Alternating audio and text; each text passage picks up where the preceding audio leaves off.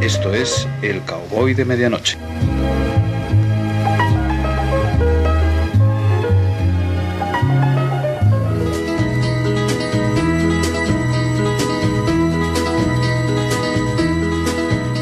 Pues señoras y señores, ahora aquí dentro de lo que es este Midnight Cowboy de Medianoche vamos a hablar del mundo del radioaficionado.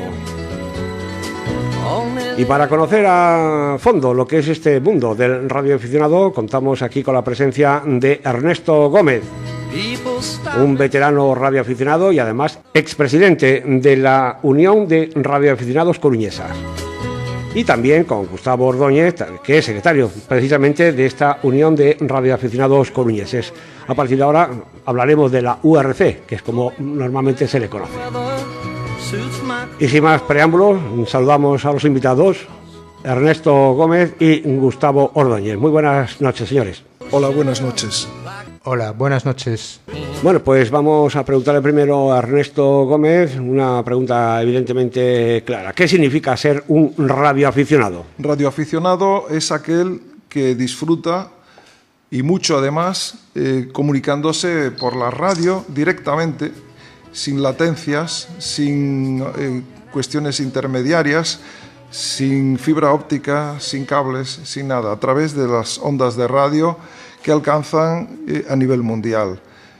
Ser radioaficionado es hacer amigos en todo el mundo, cultivar esa amistad, repitiendo esas comunicaciones. Pero ser radioaficionado es algo más, es investigar, es experimentar con las antenas, con los circuitos, haciendo equipos más o menos complejos y además y principalmente estar disponible en todo momento y a toda hora y con los equipos necesarios para, en caso de catástrofe, que se ha dado incluso muy recientemente, y los radioaficionados fueron los únicos que sirvieron de comunicación en recientes acontecimientos, incluso en Estados Unidos. El apagón de Nueva York, el problema de las inundaciones del sur, en fin. Me llamó mucho la atención porque ahora viendo la Vuelta a Francia, veía que nadie usaba el teléfono. Los coches tenían 6, 8 antenas para comunicarse entre sí, o sea que la radio está más viva que nunca. Un detalle, en Estados Unidos se han incrementado las licencias hasta alcanzar casi 1 millón de radioaficionados. Y destaco, y vuelvo a repetir, que la misión principal del radioaficionado es siempre tener su estación a disposición de la comunidad.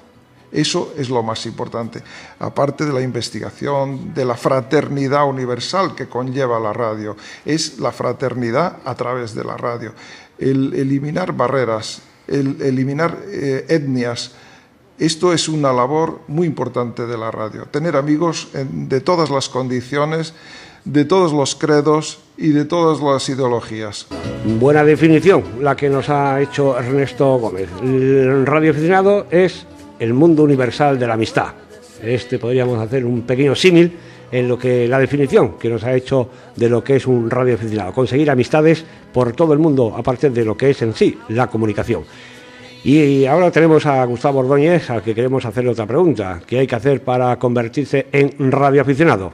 Pues para convertirse en radioaficionado, yo recomendaría primero una cosa muy importante, y es sobre todo escuchar mucho, escuchar.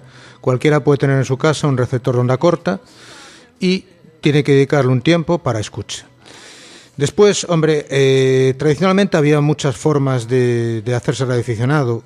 Una de ellas era tradicionalmente a través de la banda ciudadana, la CB, porque la CB es una banda de uso civil y no requiere ningún tipo de licencia ni nada. Requería pagar un canon que en estos momentos ni siquiera es necesario. O sea, es una banda libre, una banda que está en 27 MHz, no sé si la gente, muy famosa en los años 80, en los años 90, antes de que apareciera la telefonía móvil, hoy en día menos usada, pero todavía en uso, con la ventaja además de que es libre. Bueno, para dar el salto siguiente y ser un radioaficionado de verdad, que es lo que nos interesa, hay que hacer un pequeño examen. No es un examen difícil, es un examen que versa sobre aspectos de radiotecnia, de electrónica, de electricidad básicas, legislación y, bueno, propagación de ondas en general. Y no es difícil, quiero decir, un examen tipo test. Se hace la propia inspección de telecomunicaciones en la ciudad donde esté, bueno, aquí en concreto en Coruña, pues aquí en la Marina. Y bueno, yo digo que no es difícil, sabiendo un poquito, estudiando un poco. La URE, la URE es la Unión de Radioaficionados Españoles, a la cual pertenecemos nosotros como Unión de Radioaficionados Coruñeses, es nuestra matriz. Edita un libro donde viene bastante bien plasmado, pues todos los aspectos técnicos que hay que conocer. Pero bueno, es un examen tipo test y el libro es muy gordo, tampoco es para asustar, es un examen relativamente sencillo. Con ese examen te dará una licencia y con esa licencia ya podrías emitir en todo el mundo, porque te dará un certificado también, que te llama certificado AREC, que te permite convalidar luego tu licencia en cualquier parte del mundo. O sea, así de sencillo.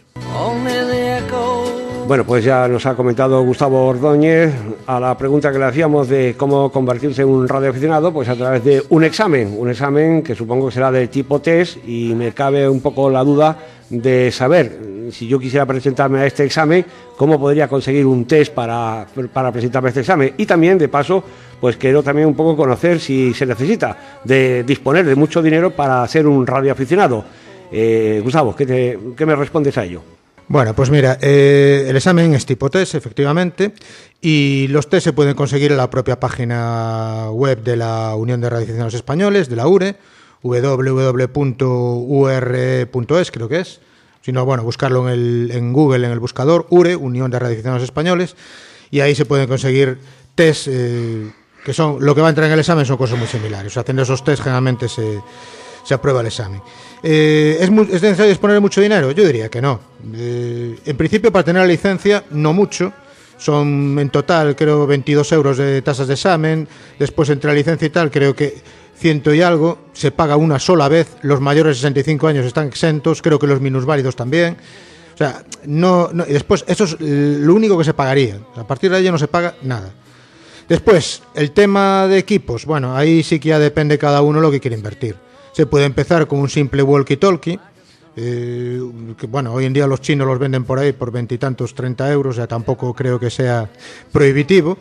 Se puede empezar por ahí y después cada uno, puede evolucionando en función de sus posibilidades económicas, de su espacio, el espacio que disponga para los equipos, sobre todo para las antenas, que es lo que más nos está costando a todos, porque tener espacio en las azoteas para poner antenas no es una cosa muy fácil.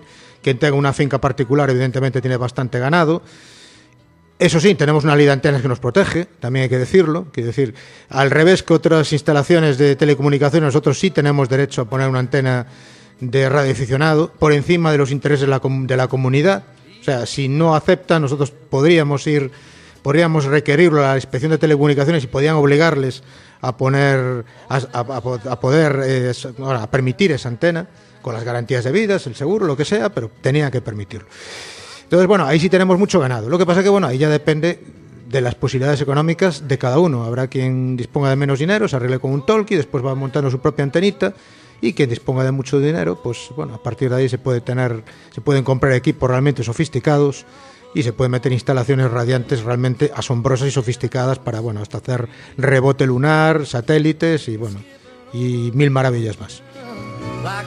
Bueno, nos ha quedado claro en la voz de Gustavo Ordóñez lo que supone económicamente ser radioaficionado y también esos pequeños matices que ha hecho en cuanto a las dificultades de las antenas en las comunidades de vecinos o bien en lo que es un chalet propio. Ahí no hay ningún problema, el problema es en los vecinos, pero como bien dice, el radioaficionado tiene la ventaja de poder actuar con la ley en su mano y poder colocar esa antena.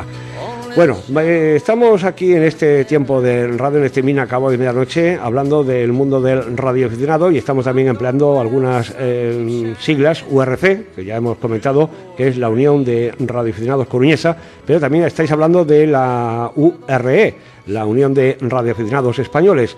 Ernesto, ¿nos puedes un poco hablar de lo que es esta Unión de Radioaficionados Españoles, esta URE?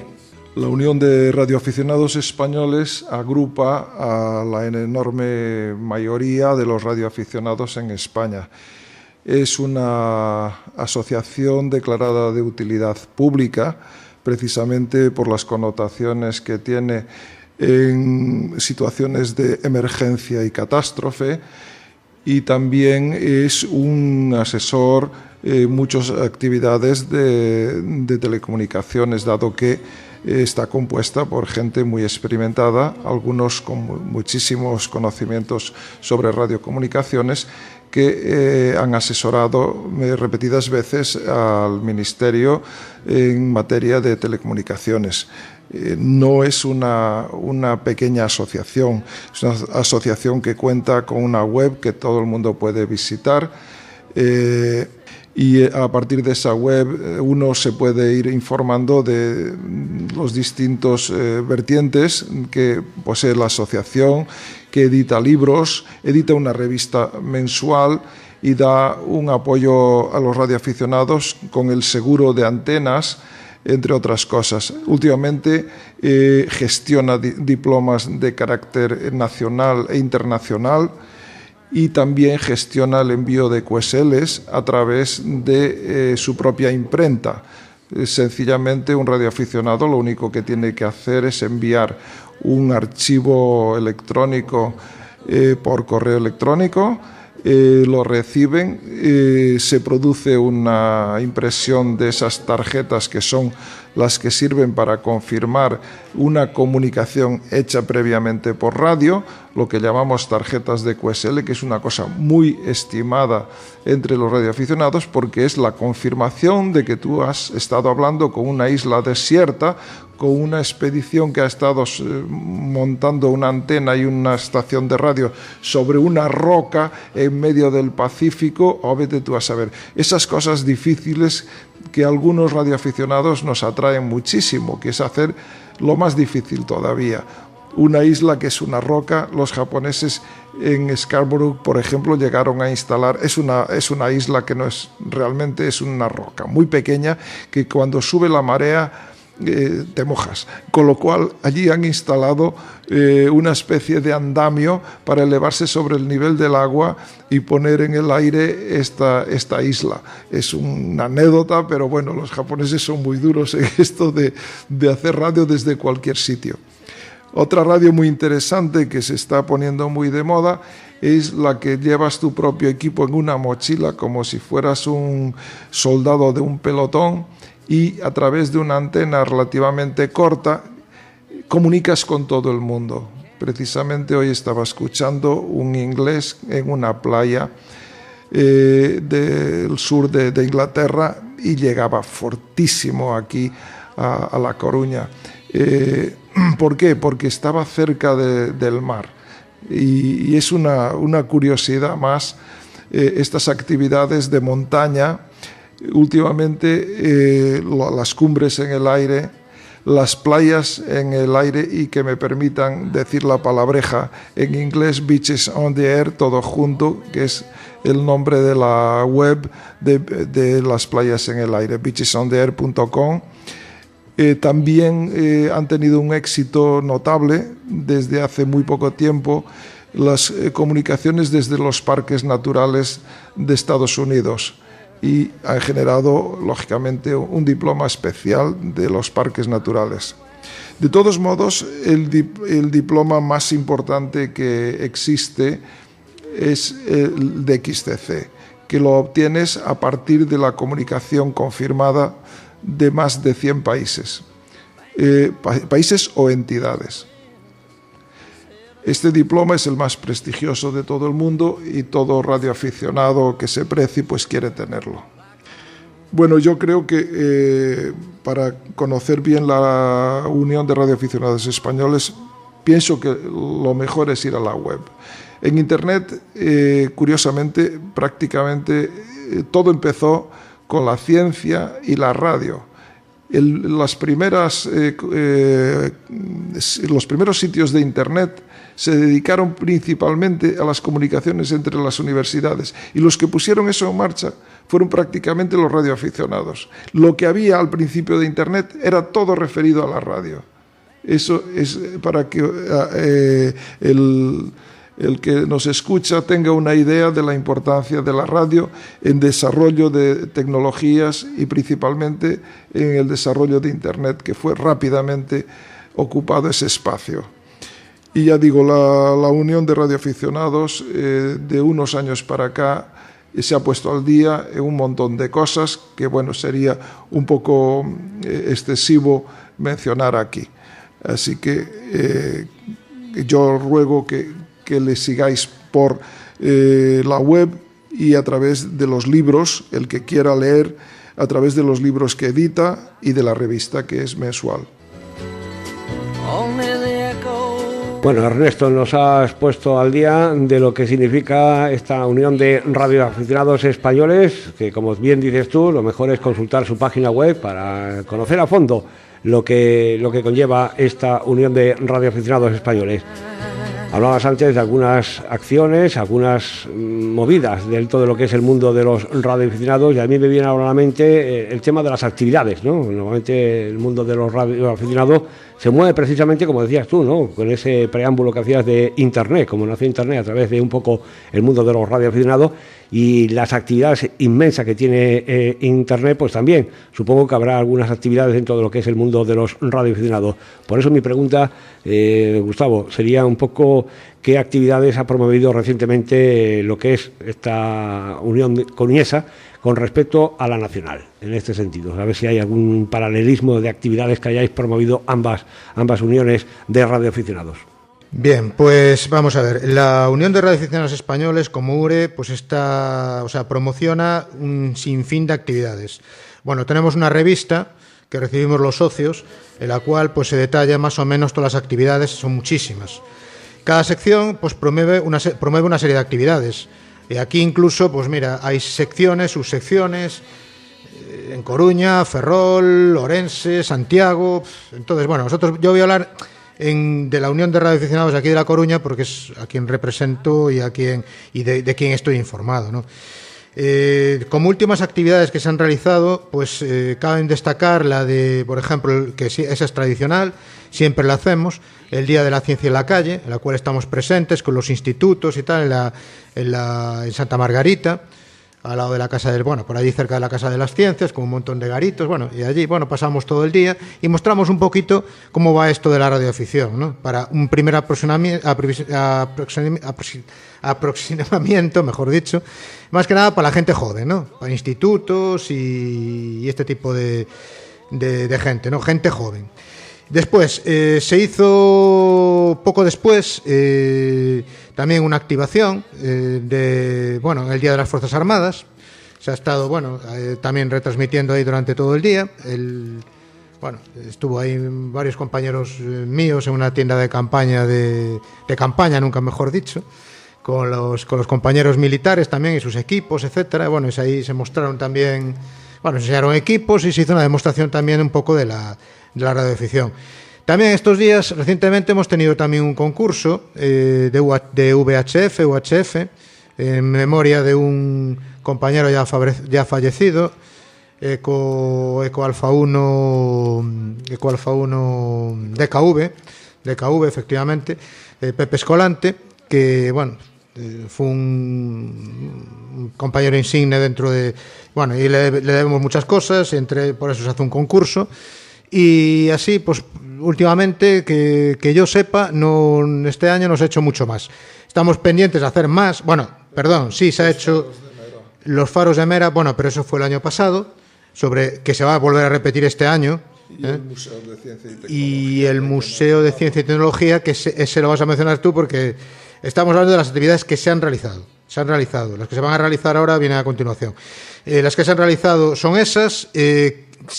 Lo que sí, promoción a colegios, me olvidaba, que queremos hacer más.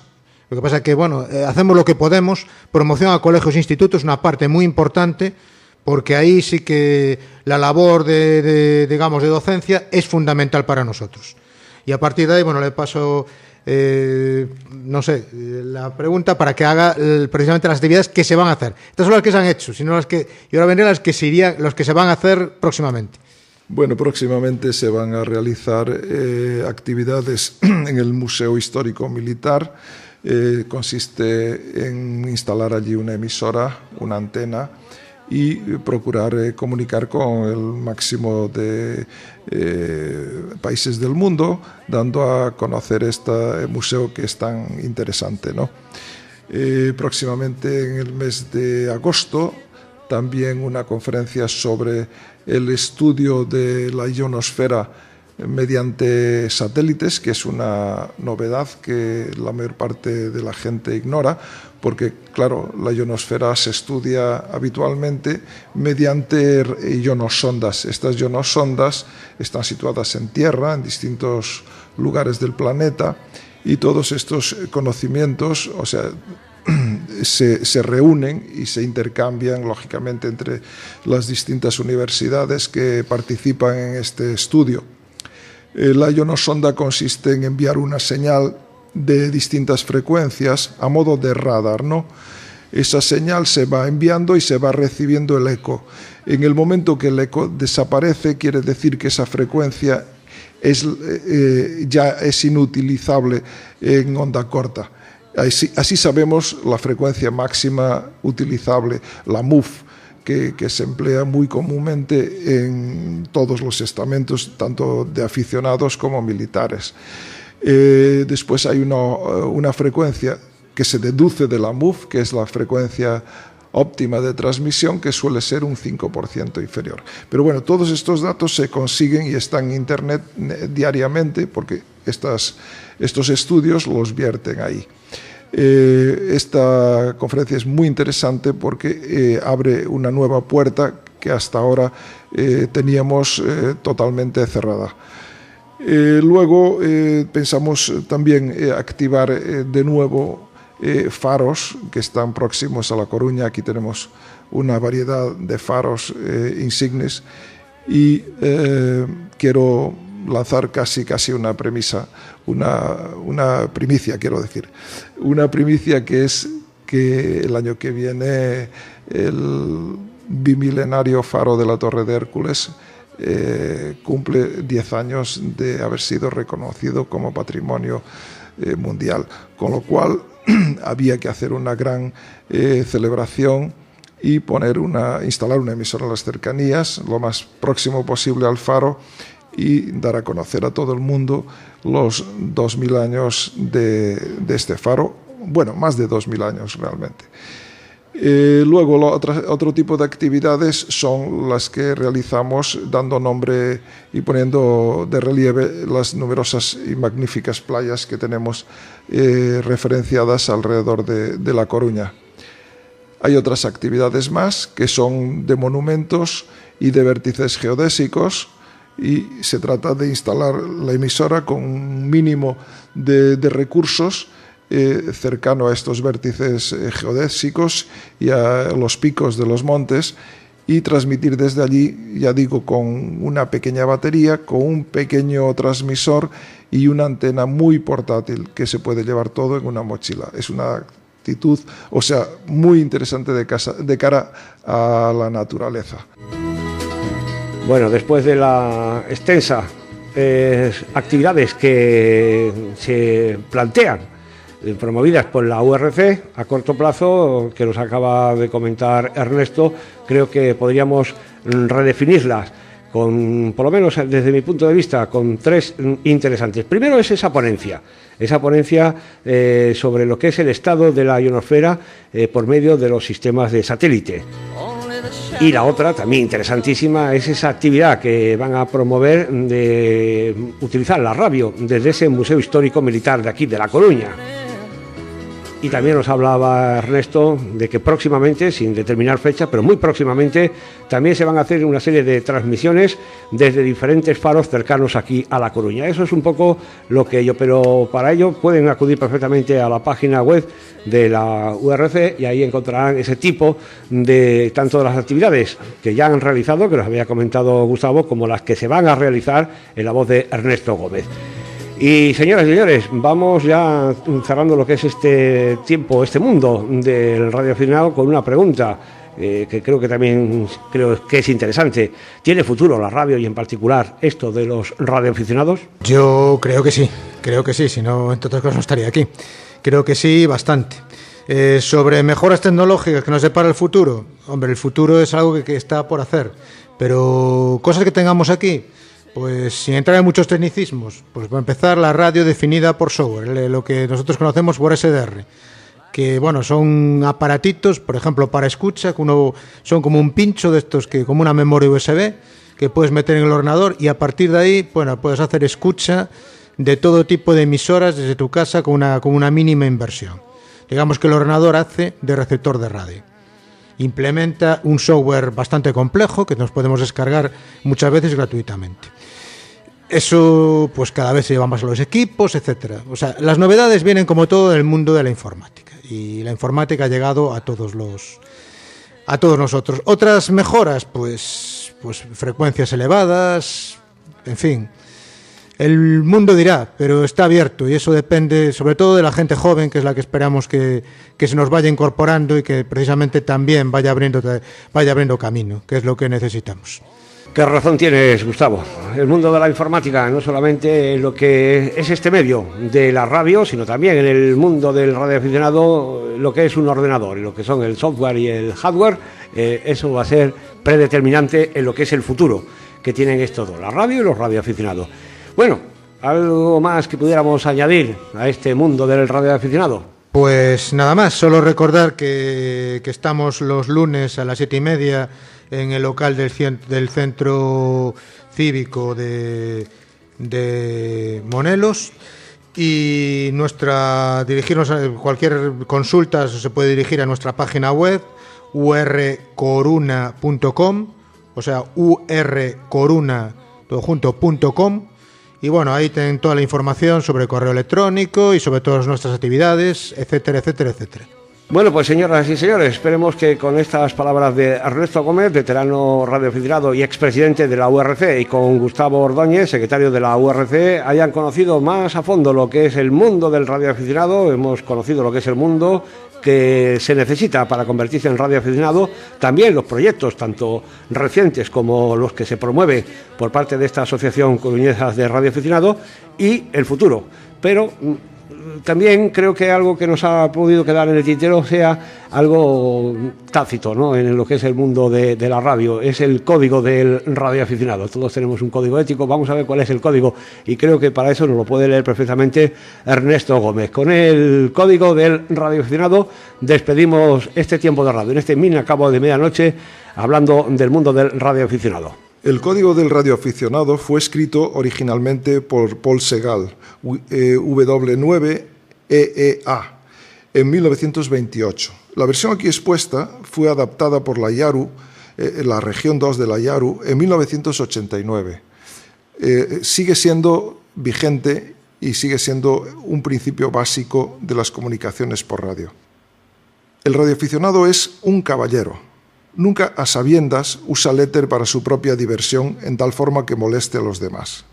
Es leal, ofrece lealtad, aliento y ayuda a otros radioaficionados, clubs locales y sociedad nacional, miembro de la Internacional Amateur Radio Unión, que representa la radioafición ante su gobierno e internacionalmente.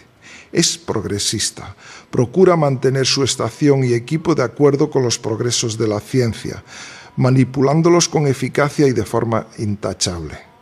Es cordial, opera despacio y con paciencia cuando se lo piden, aconseja y asesora amistosamente al principiante, colabora amablemente y es considerado con los intereses de los demás.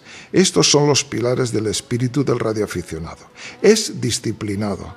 La radio es su pasatiempo y no admite que ella le distraiga de sus ocupaciones y deberes contraídos, ya sea en su hogar, en el estudio o en la comunidad. Es patriota. Su estación y sus conocimientos están siempre dispuestos para servir a su patria y a su comunidad. Muchas gracias. Everybody